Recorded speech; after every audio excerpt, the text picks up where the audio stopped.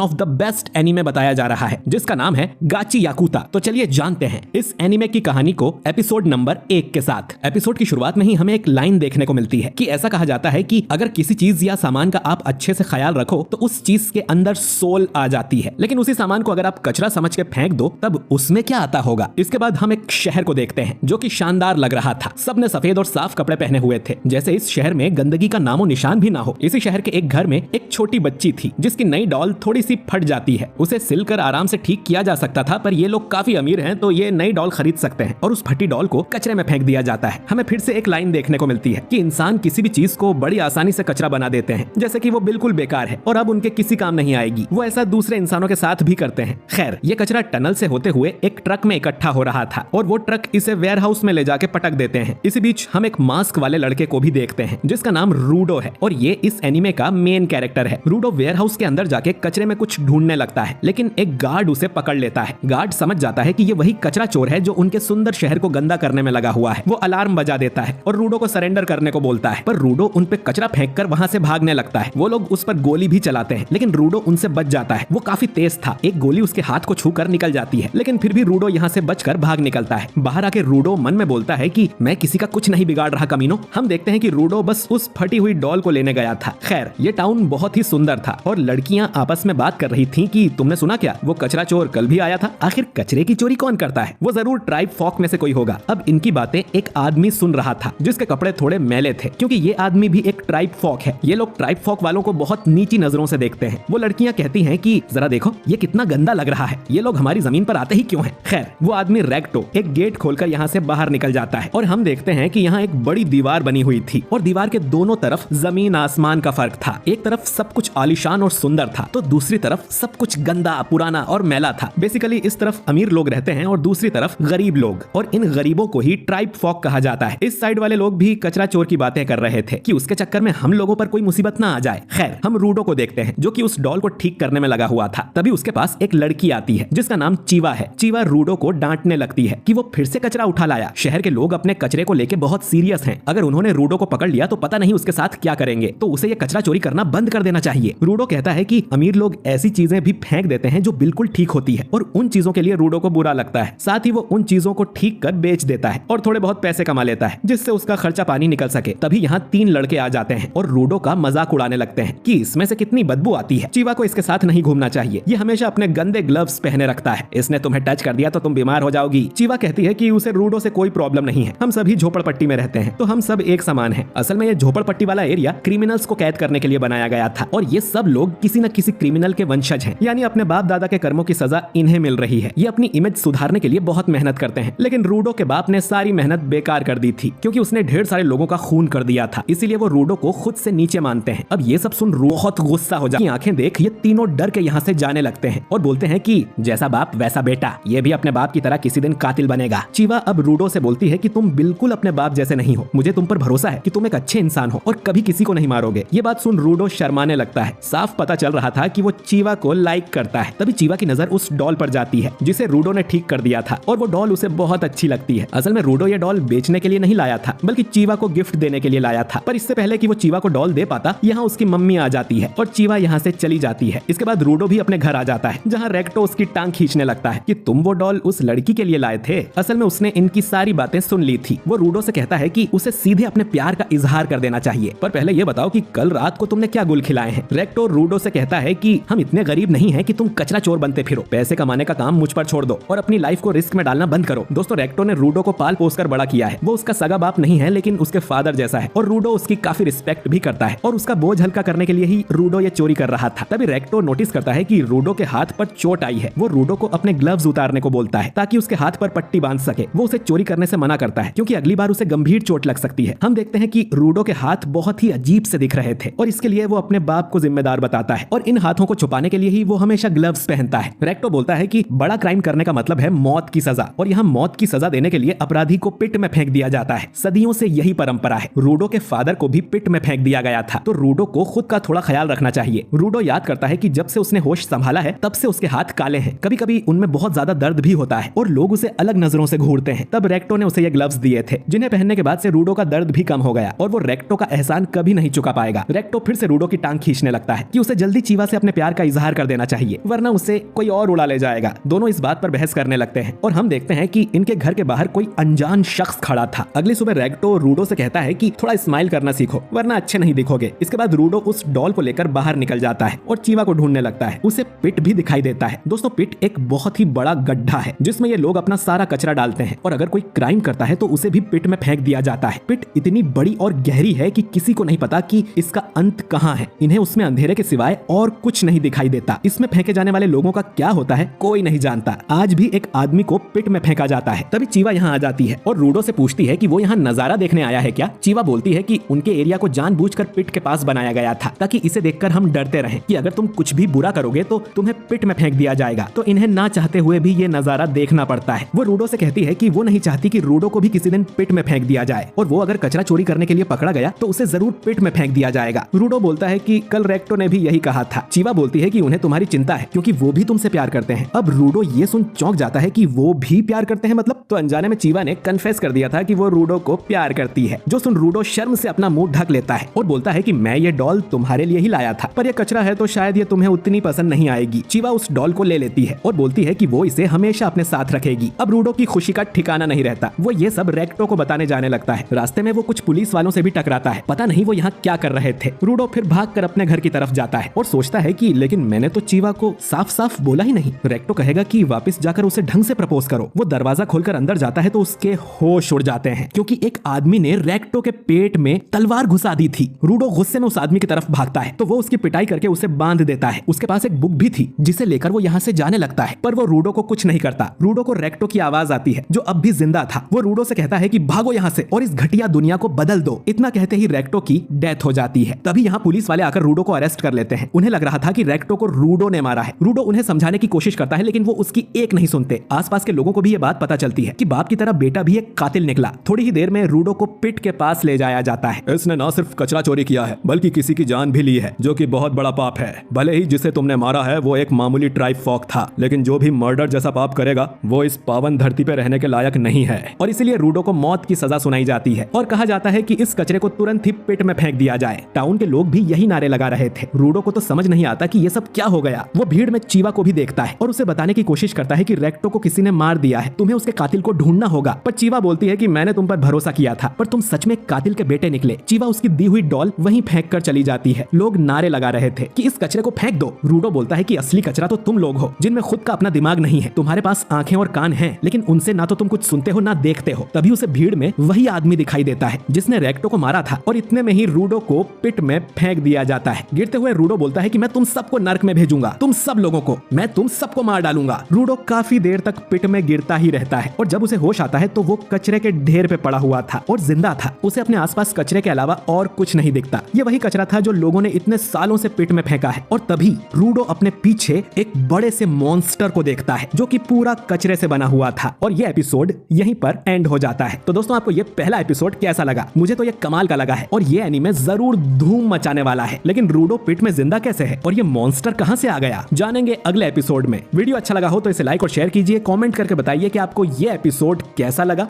और हम मिलते हैं किसी और नए एनिमे के साथ।